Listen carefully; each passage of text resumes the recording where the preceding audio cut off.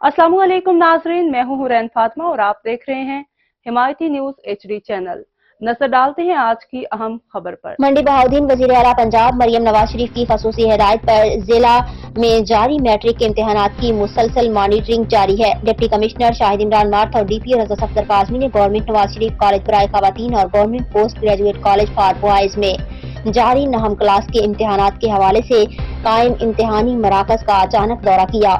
उन्होंने ड्यूटी पर मामूर असातिज़ा से बातचीत की और इंतजामात के हवाले से दरियाफ्त किया। उन्होंने तलबा की रोल नंबर स्लिप्स, हाजिरी शीट और इम्तिहानी कापियां चेक की। तलबा व तालिबात पुरसुकून अंदाज में पेपर दे रहे थे। इम्तिहानी मराकज में मजमूई तौर पर इंतजामात तसल्ली बख्श पाए गए।